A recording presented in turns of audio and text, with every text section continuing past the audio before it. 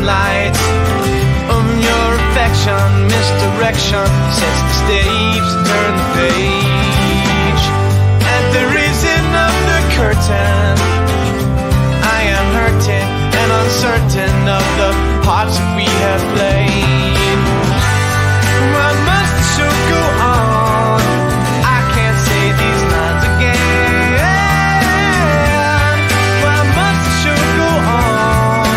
Must I sing this song again?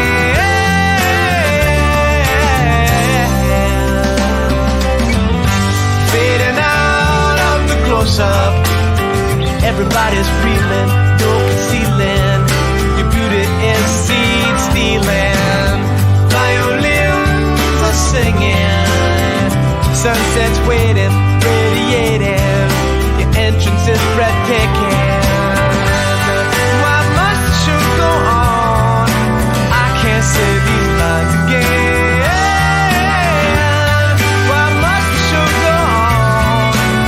I sing this song again.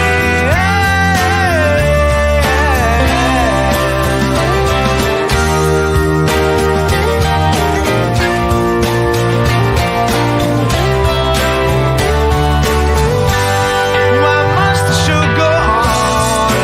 I can't say these lines again.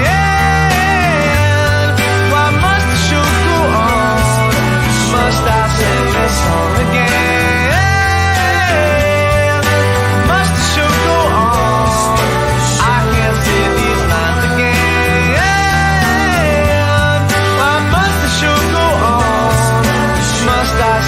Song again.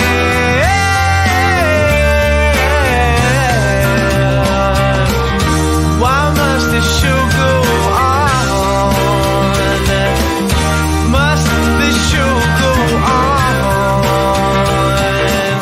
Must this show go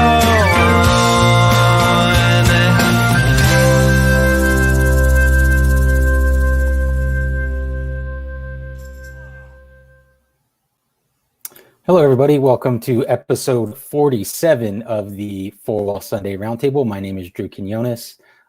Thank you so much for... Did I freeze? No? Okay. It's been a long time. We're back live today for a little while. Then we're going to go to a pre-recorded video that we did about light humor behind the scenes. We recorded it for the Four Wall Virtual Vendor Showcase, and it was such a fun conversation that we decided to do something a little special here today. I am joined once again by my co-host Jeff Kreuter. Jeff. Hey, hello friends. Thanks again for watching. Hey Drew, how you doing? Good. How are you? Doing great. Happy to be here. I want to thank once again and every time we do this Chris Barron for letting us use his song to start the show. I think he started up his Thirsty Thursday shows again, 4:30 Thursdays, but we'll be able to get confirmation on that in a few minutes. And I also hear that Spin Doctors may be hard at work on a new record. I'm not even sure I'm allowed to say that, but maybe we'll find that out in a couple of minutes too. Breaking news. Maybe I'll get in trouble for saying that. I don't know. We have two great guests who have done voices for light humor. So we're going to talk to them for a couple of minutes before we roll our video with Cory and Skylar. Mm-hmm. History said. Cool.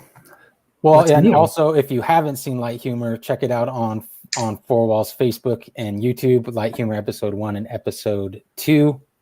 Episode 3 is going to be out this month, so we're looking forward to that, which we discuss in the video that you will see. So let's bring in our two guests. Let's bring them in. First is Kate Wetherhead, writer, performer, and director, and she played the console in episode 1. Hey, Kate. Hi. Hi, Kate. Thank you so much for joining us. And thank you for having me. Yeah, no problem. Our second panelist of the day here for me, Lindsay Nicole Chambers, performer, singer, songwriter, and played the lighting designer in episode 2. Hello. Hey. Hi, guys. I like that my name, my character name is lighting designer, as if that's not maybe a real person. It's just every person. Real thing. Yeah. It's all of us. Yeah. It's all of we. Thanks for coming. Yeah. I'm gonna wear. Should I have like momentary sunglasses in solidarity with Kate? Yeah. Oh, Kate, would you like to so. explain? Well, I'm going to let the audience decide. Am I A, super cool, or B, nursing a terrible eye infection? or C, you got in a fight. Cool. Or you got in a fight? Yeah, there you go. Or I got in a fight. Street fight. Street fight. Or Street all brawler. of the Right. Before we get started, Drew, as we were like all gathered here in this little StreamYard studio before we started the broadcast, Drew was saying that he's going to an event tonight. And that sounds like really exciting and a little nerve-wracking to me, but exciting mostly. Tell us about it, Drew. Yeah, You're the guest. I'm going to Game 4 of the Vegas Golden Knight versus Colorado Avalanche playoff game. Vegas recently opened up completely June 1st.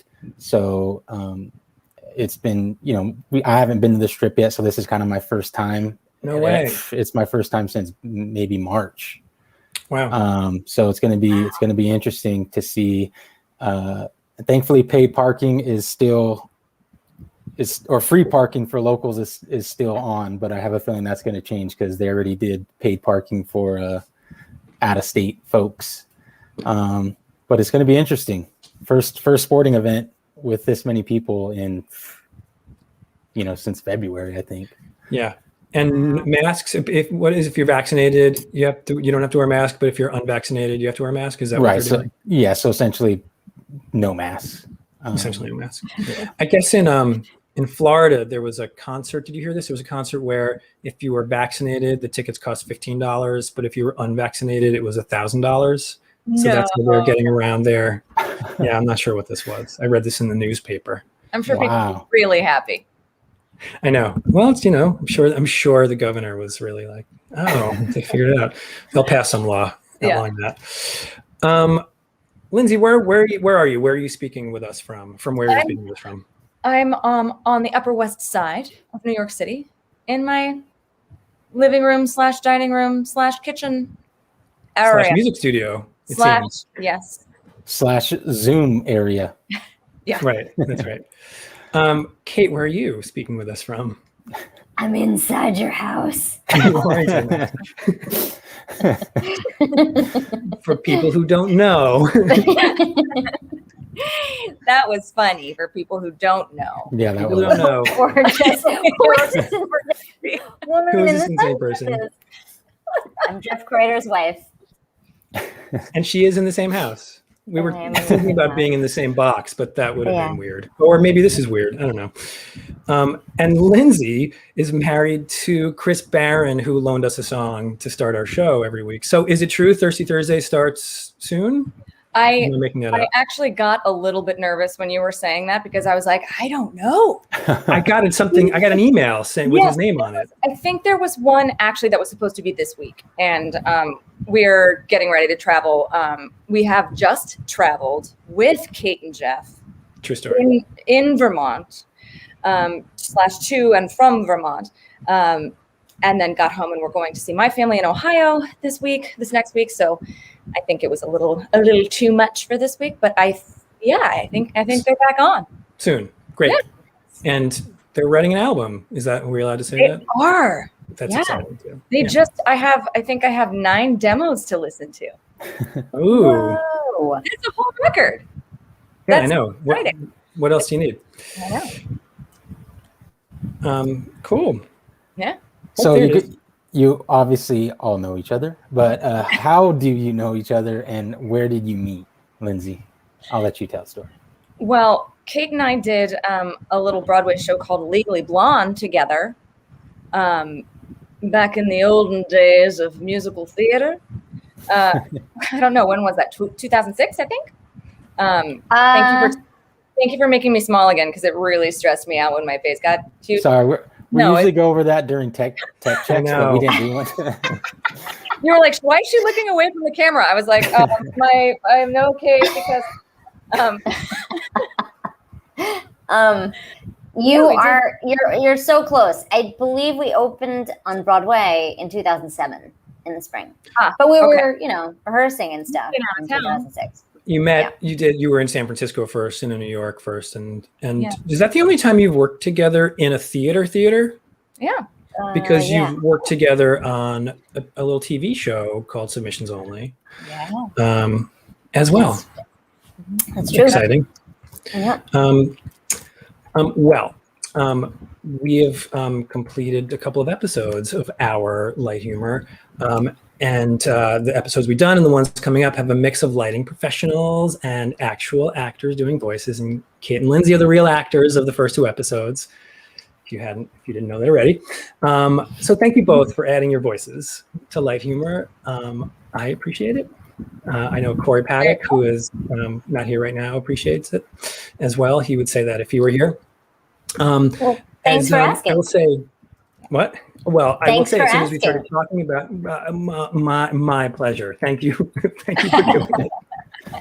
I appreciate No. the help. Thank you. No. Thank you. We as soon as we started talking about a console that would speak to the programmer, I knew that I wanted Kate to play that part. And for the voice of the lighting designer for episode 2 that Lindsay did, Cory Pattak actually called me when we were talking about casting, and he said, "Do you think we can get in touch with Lindsay Nicole Chambers? Do you think she would do it? Do you have a way to reach her?" And I said, "I think I'm having dinner with her like tomorrow." So yes, actually, it was totally his idea, and like fortunately for me, he said your name. And here we are. Yeah. So you each played a character that are pretty far from who you are.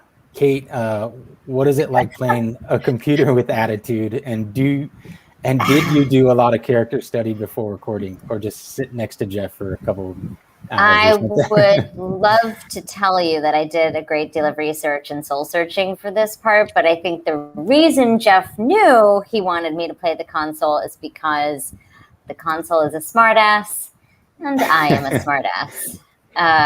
So it wasn't a stretch. Right. The only thing that was a stretch was that I didn't know what I was talking about because it was so highly technical. So I had to at least gain an understanding of the meaning, and then was able to, paint it with all kinds of sass. Mm-hmm.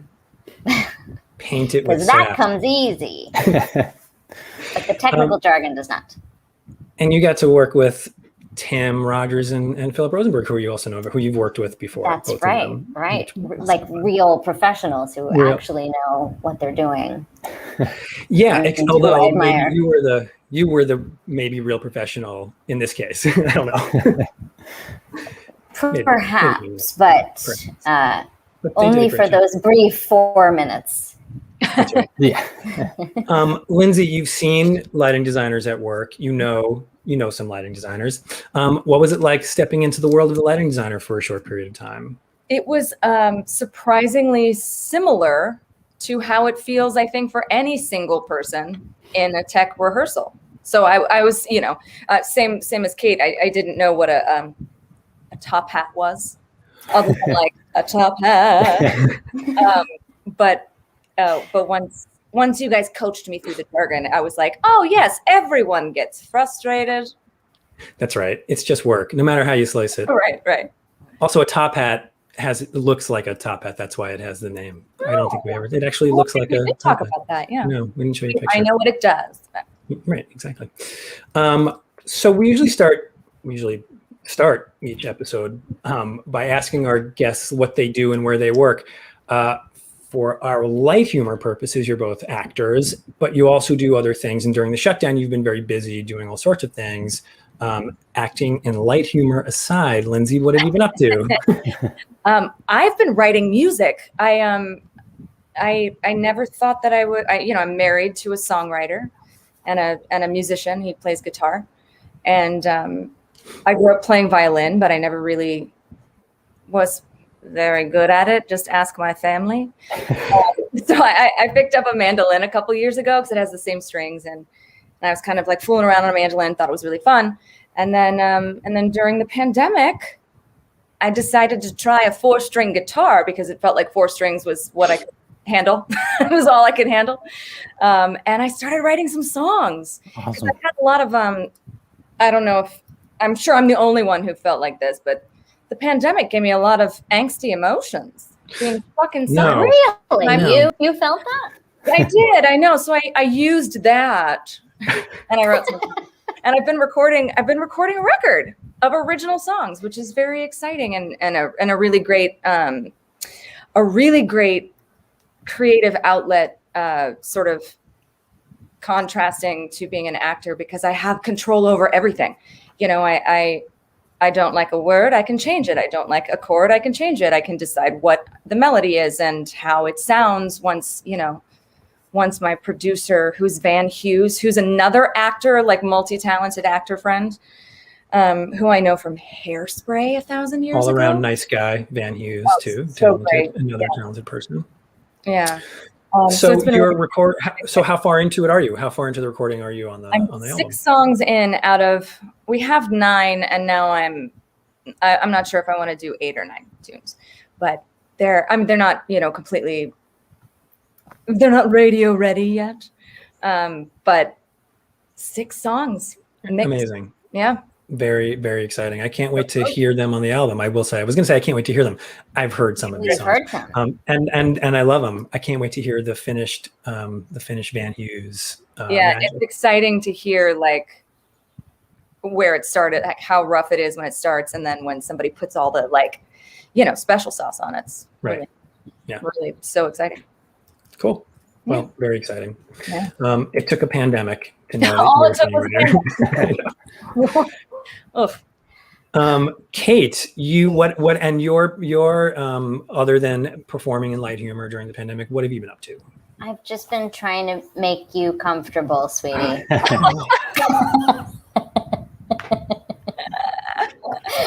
All right, Drew, roll tape. Okay. Well, first I just want to say that we really have heard some of Lindsay's songs, and they're incredible, and everyone should just like keep a lookout for when that album drops. Thank you. You're gonna want to hear it. So I right before the pandemic, I was hired to join the writing team of the Broadway-bound musical The Devil Wears Prada. So yay! So I started working on that really just a couple months before everything shut down. As a co-book writer, that's my official title, and so I've spent much of this time working and developing that with an unbelievable team of collaborators. And in addition to that, I have dusted off my series, Submissions Only, that I co-created with Andrew Keenan Bolger, that Lindsay is in. And we are in the process of getting ready to film a new season of it. This might be breaking news. Maybe I phrased that so wrong. We're in the process of like trying to get that going. So without getting too specific, just know that that's like the intention. But no, this is not. This is not the official announcement. Heard it here first? No, not quite Dang, yet. breaking news on the round like, table today. It's bending news. All of a sudden, we have 4 likes. No, stop! Don't. No, but there you can say that there's going to be like a pilot shot of Submissions Only, and things are happening, and actors are doing it, and it's very exciting that it's after a few years it's rebooted. Yes. Booted again. Anything else, Kate? Cooked anything fun? You and I cooked a lot of fun things, and some of these things we've cooked for Lindsay and Chris, and Chris and Lindsay have cooked for us. That's been a big part of it. But everyone now gets a glimpse into the lives. Sorry, everyone. Kate, I'm going to explain for people who joined us late. Kate hurt her eye, and that's where she's wearing glasses. Or she's too cool. Fight. In a fight. Mm-hmm. Not with me. Oh God, no. Strangers on the street, not anything. No. Anything else, Kate? Anything else you want to add about what your pandemic life has been, Lindsay? Anything? What else? What else? You don't have to. We can move on. Nope. It's just gone on so damn long. I can't. It's one of those things now. I'm like, I don't know stuff. It's been it's endless. But things are coming back, and there's so much exciting stuff on the horizon. Someone said to us today that hey, it's great news that Broadway's coming back January 24th. I was like, excuse me, January 24th? And they were like, oh no, I mean September. I was like, great, because I just had a little tiny heart attack. January 24th. Maybe some shows opening January 24th. Yeah, I think that's right. I think that's what it was. Yeah. No, I hope, it sounds like there's going to be something opening in August now. At least that's what they say on the press. So, wow. Yeah, I know. All right, so we're going to do a little rapid fire roundtable with our guests. Jeff's Roundtable Rapid Fire. All right, you're up. It's going to be a fast one. All right, Kate, first professional job in the entertainment business, whatever it was. I worked concessions at a movie theater in my hometown of Burlington, Vermont, the summer after my senior year in high school. Nice. Amazing. Lindsay, first job in the entertainment business, not acting necessarily? Was it? My first, yeah, it was. I did after like a summer of interning and doing people's like underwear laundry as an intern at Maine State Music Theater. I did a show called She Loves Me at Walnut Street. Oh yeah. Got paid real money for it. It was so fun. And but before that you were interning and washing and doing laundry for actors. Yeah. And that was at Maine State. And did you do laundry for anyone that you know now, like that you've worked with? Like did you hold someone's underwear that you now like are... Oh gosh. I don't mean to put you on the spot. I can't really remember. I'm blanking. No, I'm gonna say no. Great, fine. Kate, did you did summer stock? Did you wash any famous underwear when you were at Williamstown? Nobody like famous, no. Great, moving on. First professional job as an actor. I guess that's Lindsay, same thing. So, yeah, but can I tell you, my first in a great juxtaposition, my first job that I worked in New York City was in a Musicals Tonight show at the 14th Street YMCA, which it also might be a JCC. I can't remember. No, it's I worked that room. YMCA, yeah. YMCA. Yeah, but this was like 2002, and it was called Lady Be Good. What was it?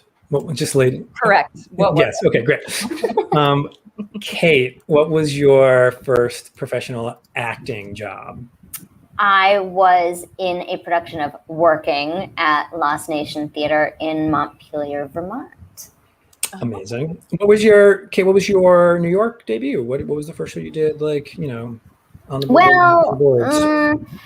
So I got my equity card doing a TheaterWorks USA production of A Christmas Carol, which was a touring production, but we did 2 shows in the city. I don't know if that counts. So I guess that's it. Sure. I guess that's it. Yeah. Wow. Lindsay, what was your New York debut? My New York debut was that YMCA. Oh, cool. That counts, right? I mean, that's the first. Totally counts. Yeah, that's when my fans started amassing. So that was it. That's when everyone knew. Fan base, yeah. That's right. Lindsay, tell us something you know now that you wish you knew at the start of your career. Oh God. I feel like it could be anything. You're going to be frustrated, but it's okay. That's a great answer. How much time they're going to take, Mm-hmm. Yeah, valid. Not the first person to say that. Kate. Oh yeah. Ooh. Just that typecasting is a thing. Like I thought just being talented meant I could play anything, and boy, that's not the case.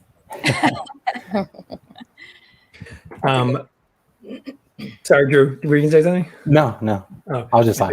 I thought you just decided not to become an actor based on those 2 answers. Nah. Yeah, don't do it. Forget it. I think it works similarly to design. Maybe not quite exactly the same, but similar. Kate, best advice you were given by anyone? I've been thinking about this. It's not so much like a phrase of advice, but empathy. Just my parents made it imperative, I think, in my upbringing to always think about what the other person was going through. Always just like, you never know, and just be sensitive to what other people are experiencing. And Yep. Yeah. Lindsay. I just want Kate's to be like on a megaphone, like, everybody start thinking about everybody else. I think I guess I was thinking of career stuff.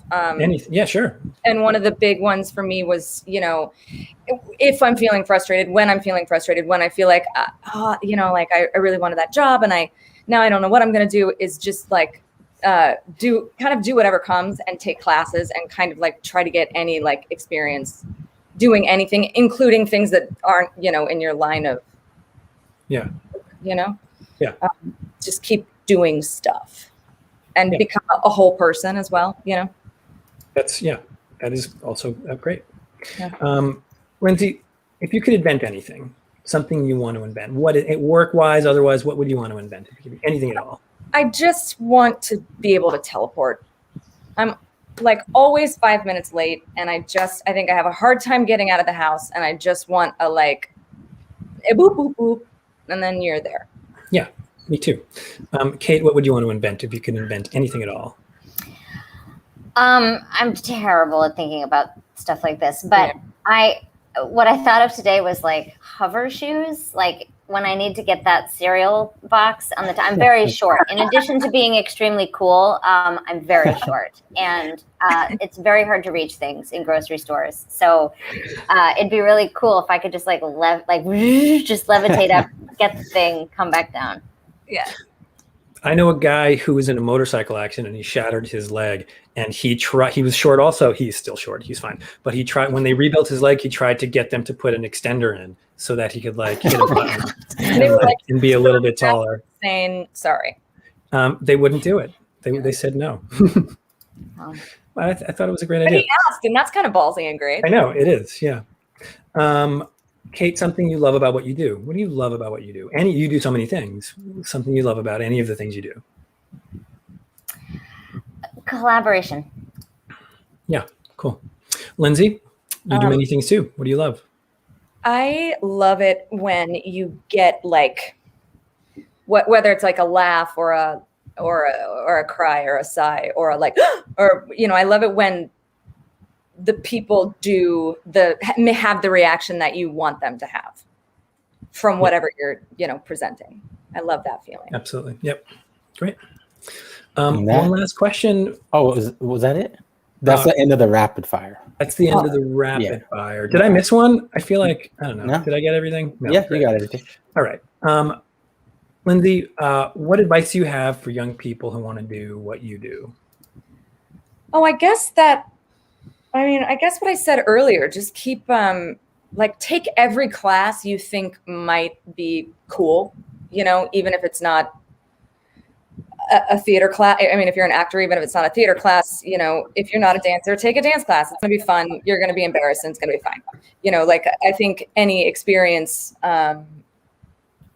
that's a little outside your comfort zone is going to open you up and make you a better person. And I think that always makes a better actor, right?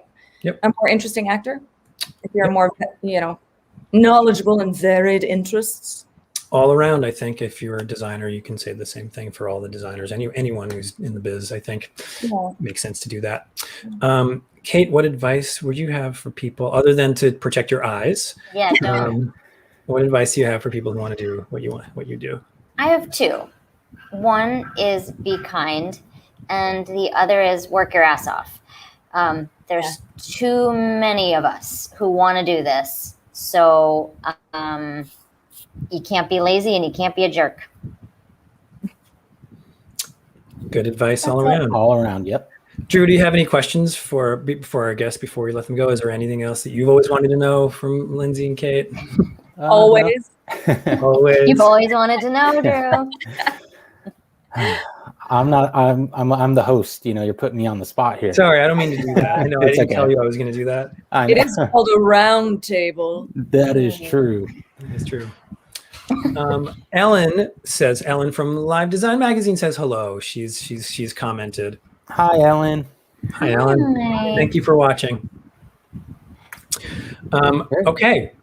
Thanks. Well, thank you, Kate and Lindsay. We really appreciate you stopping in for a quick minute. We really appreciate it. And honestly, the light humor episodes have been a hit for 4-1. I think everybody's kind of, they just really enjoy them. So thank you so much for that.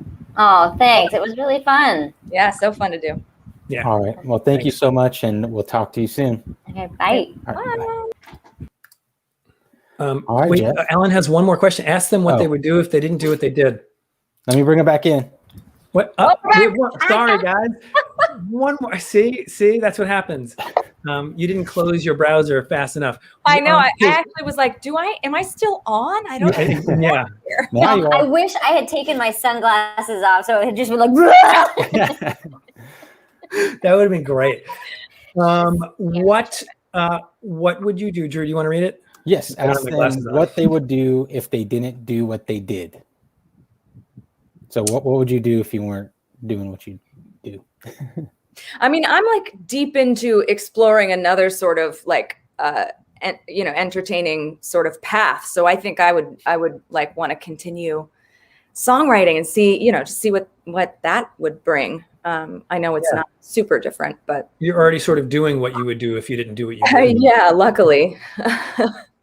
You could be a webcast host, I guess, also if you wanted to. I actually do think it would be fun to be a like, I'd have to be like the wild card on the Today Show or something. Then there'd be, I'd be like Hoda and Kathy Lee on the Today Show or something like that. I think that would be ridiculous. Yeah, but that's the same. That's acting. I don't know. Right, Kate. How about you? Would you still be working the popcorn stand? Yeah, I'd go back to that movie theater. No, I don't know. I like nature a lot. I mean, I wouldn't be like a trail guide, but I would try to work for some, conservancy or something like that. I don't know. I like plants and animals. Well, thank you for quickly coming back for our. But if you wanted to leave, you just click that little leave studio when I remove you. So. Oh, you bet I will. Okay, this time. I'm not coming back. All right. Bye, Lindsay. Bye, Kate. Bye. All right. Awesome. That was fun. That's fun. Before we play Kate wasn't kidding. She clicked that X real quick. Before we get into the pre-recording, I'm just gonna play the episode 3 promo video really quick. Oh, cool. And then we can just kind of get into the video, and I'm going to head to the game. But I'll be back after this little promo. I can't wait to see you all. It'll be so great to catch up. And there it is. That is our super quick promo. I can't wait for this episode. It's going to be super good. That was a quick promo. I don't know why I thought it was longer. That was super quick. You were not wrong about that. Yep. Cool. Well, Jeff, I will see you next weekend. We're going to do another episode next Sunday. It'll be, kind of back to I wouldn't say the roots, but it'll kind of be back to normal. I think I could say. Yeah. But for now, we're going to leave you with a pre-recording that we did. As I mentioned earlier, it was for the Virtual Vendor Showcase, and we talked to Cory Pattak, who is the light humor writer, and Skylar Smith, who is the animator and 4-wall marketing assistant. She's great. Cory was great. This was supposed to be a 10-minute conversation, and it turned into 31 minutes, but it was really, really fun. And that's why Jeff and I really wanted to share it. Because it was just a fun conversation. Anything you want to add, Jeff? Nope. I think just stick around, enjoy it, and we'll see you next week. And Drew, enjoy the game. Alrighty. Bye, everybody. Let me push play here. Hey, everybody. Welcome to the Light Humor Hour of the 4-wall Virtual Vendor Showcase. I'm here with Jeff, Cory, and Skylar, and we're going to kind of talk about the origins of light humor, how we got started, and basically the creative process. Jeff, you want to talk about how we kind of brought up the lighting 101. Yeah. I think at a certain point, at some point, we've been doing these Sunday roundtables, I guess, for months at that point when it first came up, like 6 or 7 months. And we were doing a rigger episode, an episode with our guests were riggers. And you said that there was this rigging 101 animation that 4Wall had done, and I'd never seen it. And you asked me if we thought we should play it before the episode. Yeah. And I looked at it and I said, this is great. It's really funny. It's a great way to start. And so we decided to do it, and it went over really well. People who were watching our show really loved it. And so I'm actually not sure exactly what happened next, but the next thing that I know of is that you came to me and asked me if we should do more of these. But was there a step between there? Yeah, I had thought that doing short animations from actual conversations at the roundtables would be kind of cool. The Rigging 101 video was honestly super basic too. Skylar was part of that when we first did it. Skylar's been part of 4Wall since before I got there as a high school intern, right, Sky? Were you like a junior in high school or something? Yeah, something like that. Yeah. It was super basic, and even the other lighting 101 videos that we did, I had showed them to you too, and I wanted something that would be like a deeper dive into something that was, that we could kind of talk about. Yeah. And we talked about this for a while. Yeah. I thought, we're all none of us are really working. So it might be fun to show, in animation form with humor, lighting designers at work or something around it. It has now evolved to a little bit beyond that. But so I thought of these animations that I'd seen years before. Not that I'd seen, I knew very well who was doing them. Cory Pattak was there on your screen. And I thought, I wonder if Cory would be interested in doing more of those, but not exactly the same thing, but sort of collaborating with us on something else. So I called Cory. I said, Drew, let me call you right back. And I called Cory. And Cory, I think pretty quickly, it didn't take, I think really quickly, you were like, huh. Yeah. Well, I was like really bored. It was, this was December, I think, December, January. And I wasn't lighting stuff and I didn't have a lot of creative outlets. And there's like a book idea I've been marinating for years on. And I was like, should I work on this book? Cause I do like writing. And so when you called about this, I was like, oh yeah, those were fun. And to this day, people still talk about them. In fact, someone whose name I won't mention, who was in our 3rd episode, when we recorded him, he said, oh, these are kind of like those. He's like, did you ever see those? And I was like, yeah, I made people still talk about them. So I knew that there was like an audience for those kinds of things. And so we thought about well, what if we sort of reinvented them? Because I never had a real animator or voice artist. I was just using an automated program. So I was really excited by actually getting to have someone animate the words that I wrote. That would be really fun. So yeah, I said yes pretty quickly. And having real actors or real people actually voice voice these things. Yeah, and I will say, I remember saying, let's see let me show you what Skylar has done. And I didn't want to set the bar super high because I wasn't sure. And then once you showed what you could do, Skylar, everybody was kind of blown away, even myself. Yeah, I think Skylar initially I thought we were doing stick figures because some of your early videos were stick figures. So Skylar has completely cleared the bar of what I thought we were going to be able to do. And unfortunately, you have to ask her. Now that I know what she can do, it's we're starting to come up with episodes that are more complicated. And so now she has more work to do. If they were only stick figures, we would have had to write different scripts. Right. That's true. Yeah, and seeing your progression, Sky, from when I first started at 4Wall 6 years ago to where you are now, it's been an incredible journey. I'm sure your dad's probably crying right now watching this. But it's been super good. So how did you kind of get started in animation? Well, I actually only took one class in high school. Oh my God, there it is, folks. One class. Well, it was a prerequisite because in high school I was taking video game design. So graphic design and animation were a prerequisite for that. And I took one class and it was, I love animations. I'm a big fan of Disney. Yeah. And I just love creating the worlds and things that you wouldn't see if you just looked out your window, like just creative worlds. And I always found that fun and interesting. Did you ever think you'd be animating lighting designers at work or pieces of equipment talking at work?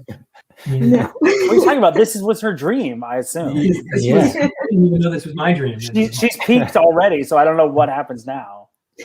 Yeah. Well, let's talk a little bit about. Well, actually, let's talk about the scripts first. Before we brought Skylar in to talk about what we were actually doing, we had to figure out what we were doing, so we didn't know what they were. We didn't know what they were, so we gathered in a Zoom, which is my least favorite thing ever.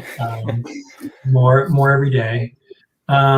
And we just Cory actually came with a list, and I had a couple ideas. Well, I can't remember. I know we'd had a meeting, or you and I talked, and I said, well, let me sit down and make a list because I had some.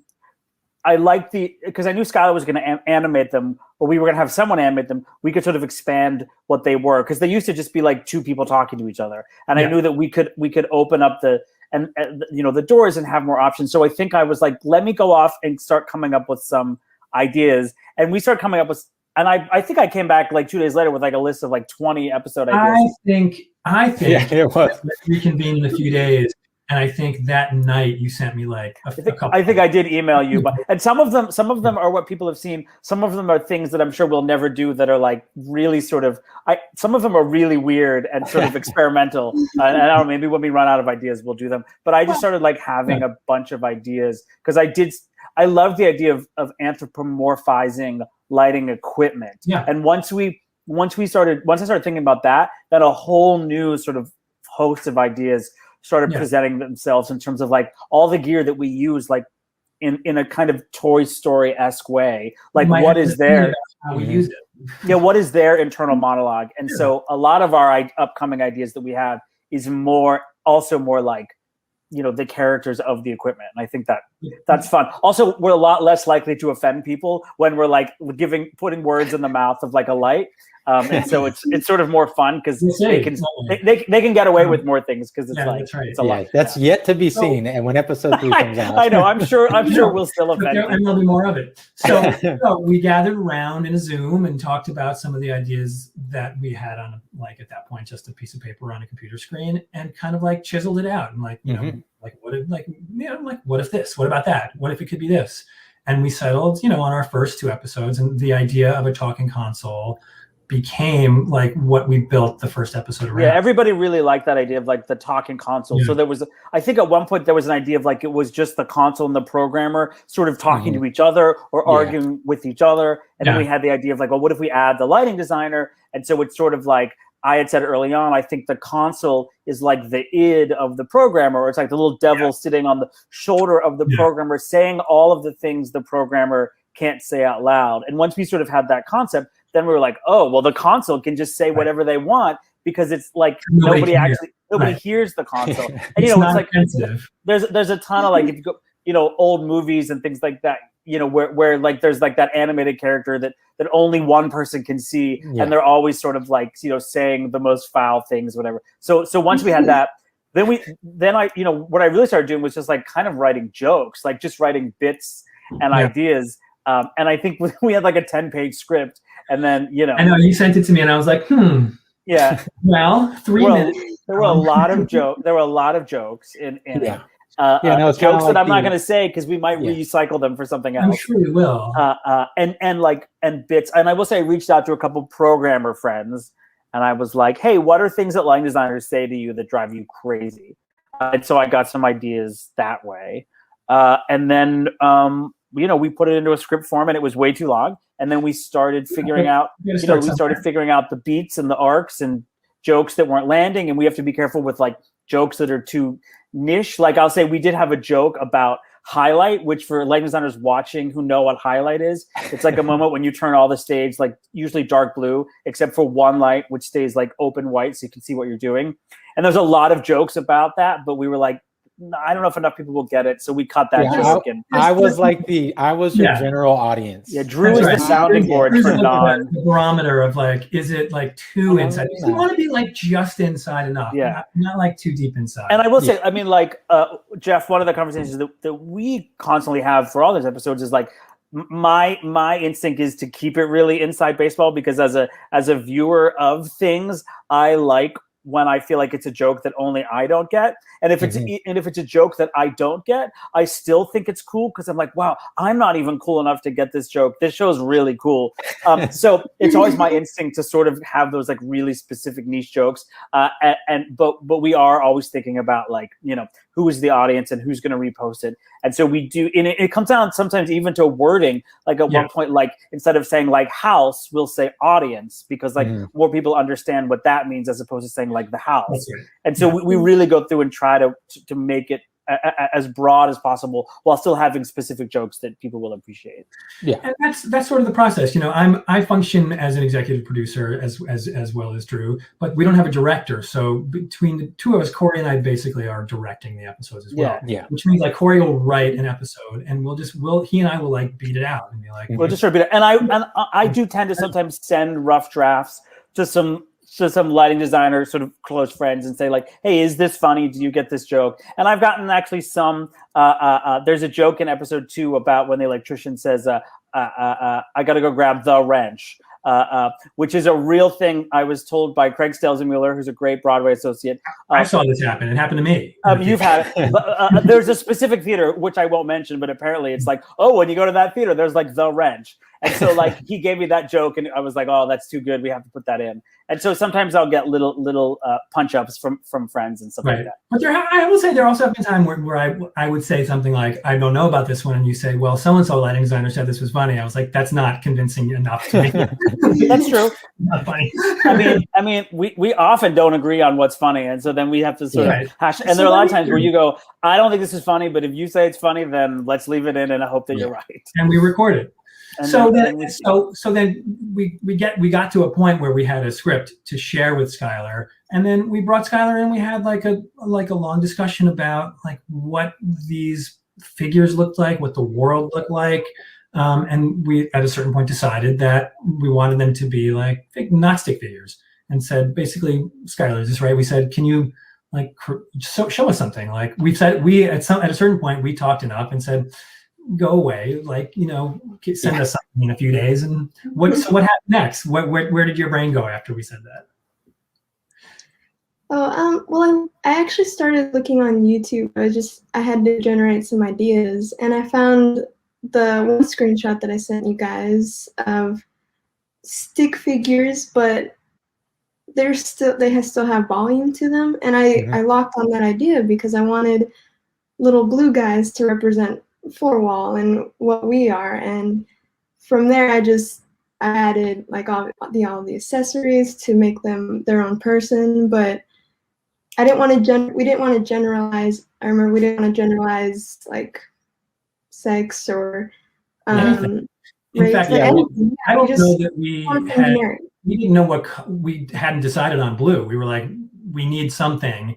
And then I think you suggested 4-wall blue. Because I think we want, you know, I knew we want this idea of like whether it's like, you know, the Smurfs or Animaniacs but like essentially wanted to create our own species of sort of like that would play the humans or Muppets or whatever. And so we kind of had free range to just, you know, create these like cute little blue people, and they became, you know, and I think forever now when there's a human in our episode, you know, they're going to look like one of these little blue people, and you know, that's sort of our unique thing. I remember, Skylar, you sent us like a screenshot of a bunch of facial expressions, and that's when I got really excited because I was like, oh wow, we can actually like do a lot with these. Yeah. We can act. And so, and then the world itself, Skylar, I don't remember how we decided what the backgrounds would be. I mean, you designed a great set for episode 2, I have to say. You know. Well, with your guys' reference, you guys sent me reference photos. Obviously, I don't see these things from your guys' eyes, so I needed something to connect to. And your reference photos give me an idea, and I kind of just build off of that, at least from like a general person's perspective. I remember drawing really basic ones, and you guys would give me little hints that only lighting designers would know, and it was kind of just built from there. Right, because what we'll do is I'll make a reference folder of images, And like, for instance, for episode 2, I actually put out a call to people and I was like, hey, send me photos of you focusing lights, because I wanted to send Skylar a picture of like what lighting designers look like when they're focusing lights. And, you know, we had pictures of like a theater and like what like a theater during load in might look like. And, you know, for episode 1, we had shots of like the console. And so we'll put together all these reference photos, send them to Skylar. What happens normally is Cory, you put together like 20 or 30 pictures, and then you and I go through and say like, let's send these are the ones that we're going to send, because these make total sense for the episode. Yeah.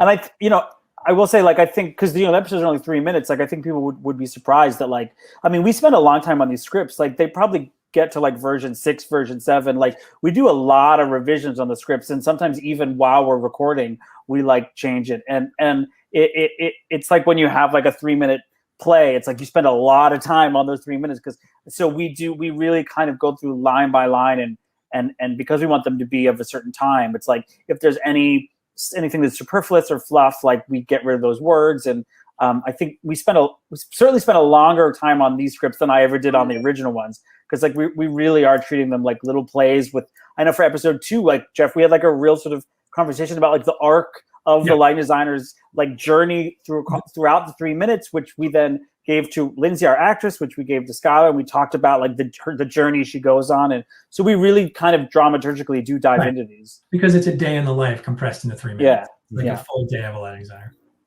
Well, I guess we're coming up on we were supposed to make this. Yeah, we blew past it. Yeah, we did. Is it okay? Is it okay? No, it's okay. But I think for now, I think we can jump into the actual creative process of Cory and Skylar. Kind of, now you have the script. We've already hammered that out.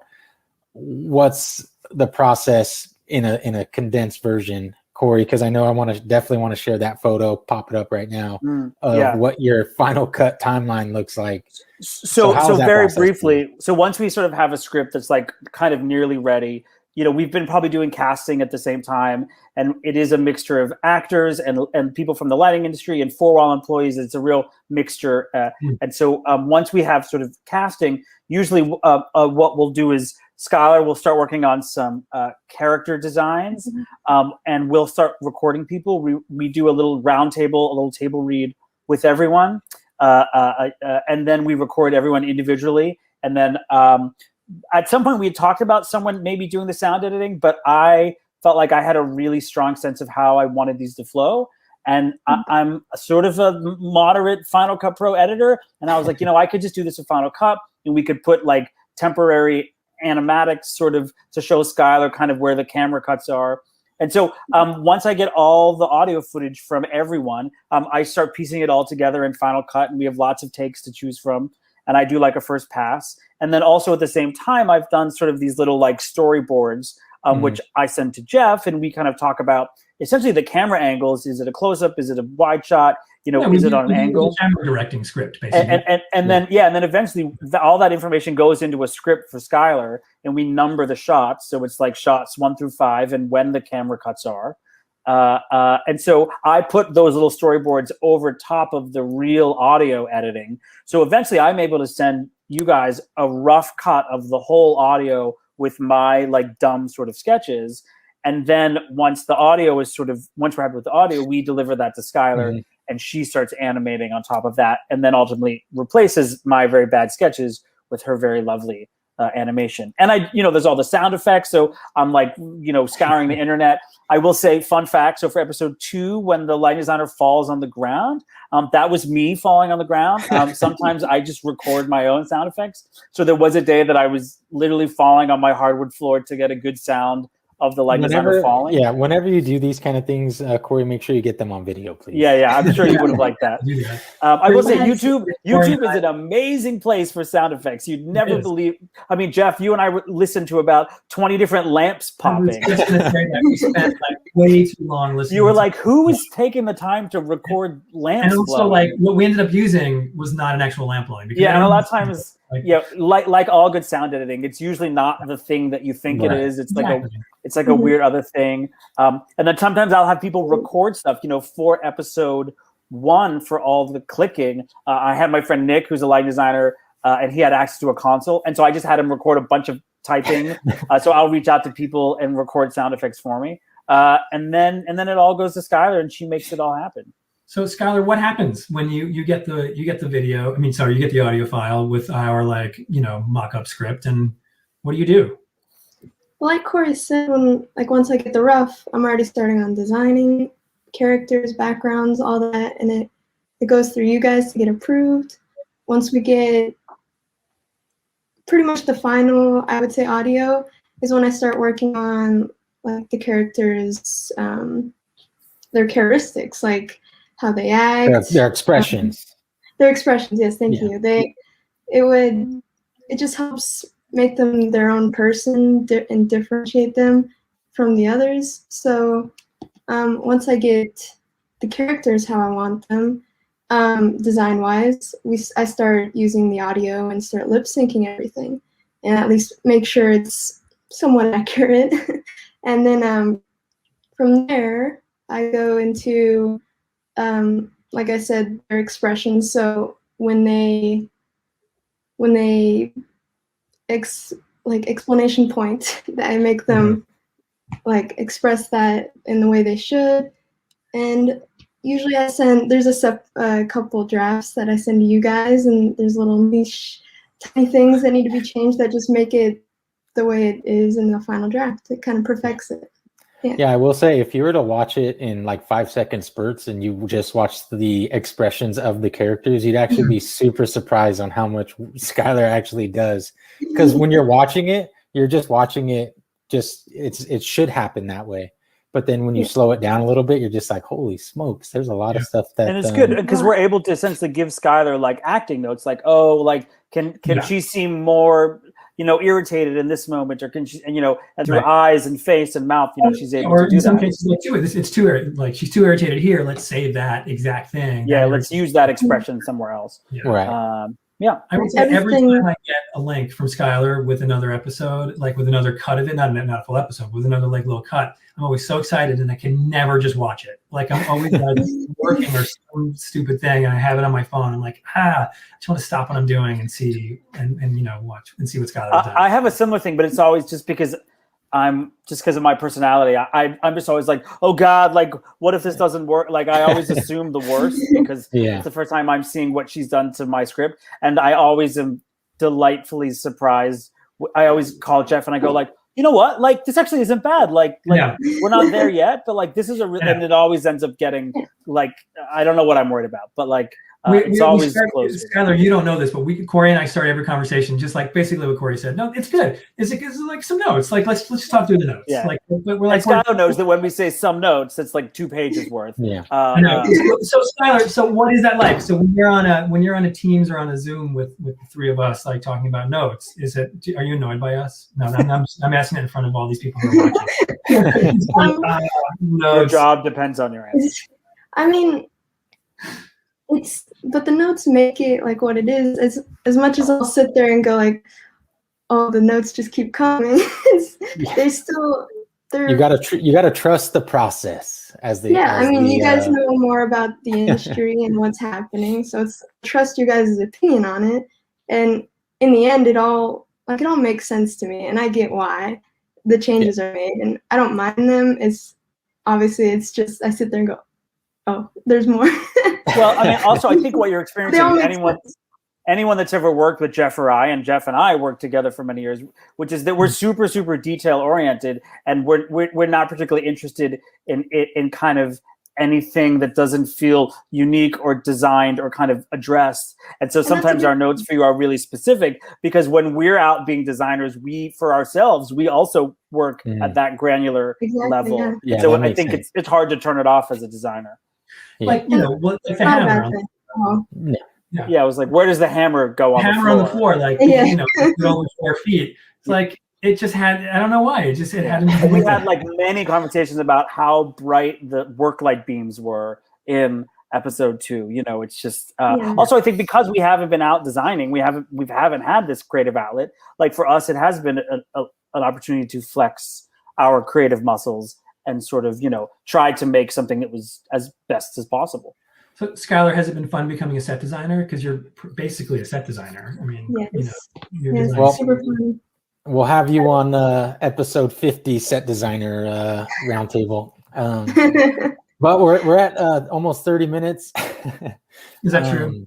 I don't know how you thought this was going to be 10 minutes. That was never going to happen. Sorry, Luke. Well, let's just kind of briefly talk about episode 3. The folks already seen the preview that we're about to play again. I guess I don't want to really give. I don't know how much are we saying. I don't really want to say much. Reveal.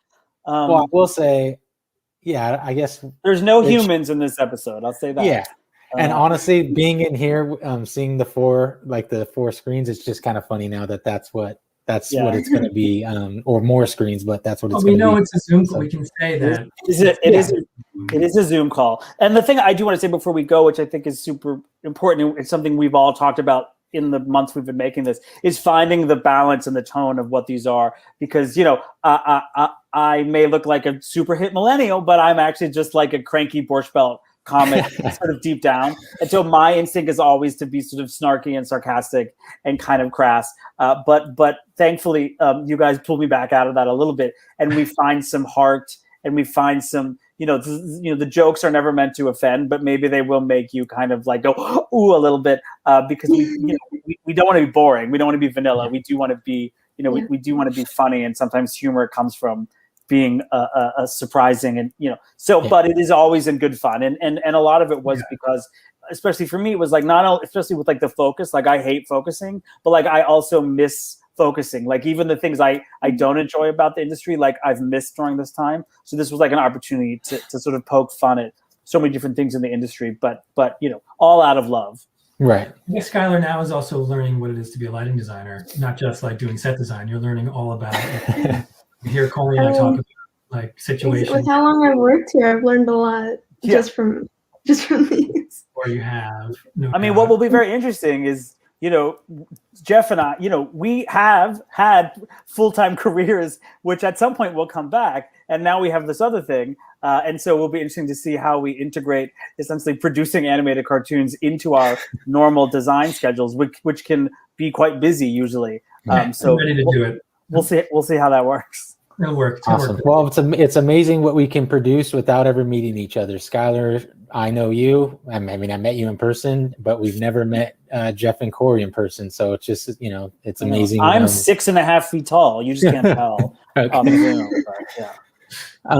Well, I think I forgot to say it at the top of the show. Thank you to all the voices and all the that help us do that. We really appreciate that. So, especially because a lot of them aren't actors and they're being fed line readings by Jeff and I at the same time, which can't be fun. But everyone has been super game to just kind of play along. And so we do appreciate that. It might be fun because they're not actors, though. If they were actors, they'd be like. I would say the ones who are actors, we don't give line readings to, because they're actors. But our lighting friends, we will sometimes say, no, put the emphasis here instead, and they're usually very happy to take the note.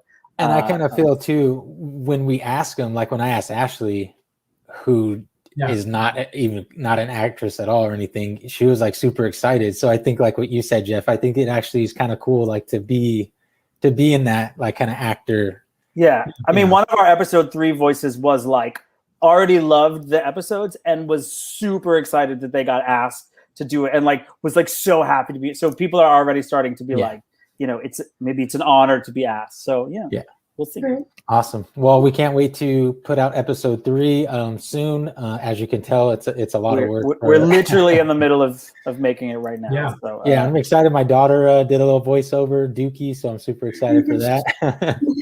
And we have a lot of ideas. We still have pages of ideas. We do have the next few. Well, we have some fun ideas. And we should also say that my background is theater. Jeff, your background is primarily theater. So some of these have leaned towards theater, but we are definitely interested in doing episodes that feel more germane to other parts of the industry. And so on my part, what I'm doing is I'm actually going to be talking to people from the TV world, from the film world, from some of those other worlds, and actually saying like, hey, tell me funny things that happen at your job. Tell me a crazy concert story. And so I'll be doing some research to try to integrate more of the other industries into some of these as well. You have a fun rock and roll one. Yeah. Those take a little longer because I actually have to like go like work and learn about them, but they are coming. Cool. Great. Well, that was. I mean, I can't believe I said 10 minutes. Yeah, no, not gonna happen. Not gonna happen. That was super. That was super fun. We're gonna play the preview one more time for those who maybe didn't catch it or came into this halfway through. So we look forward to putting episode 3 out. Jeff, Cory, Skylar. Thanks for watching. Thanks for sharing and watching. Should we say the numbers have been great, and so we appreciate everybody really watching. Thank you for. I'll pretend like I'm It's been great. I will say, as we go, it's been amazing working with Skylar and watching you do your work. Cory, it's been so great. No, like you and I work together in other ways. It's been great working with you on this. It's been a great process. The whole thing.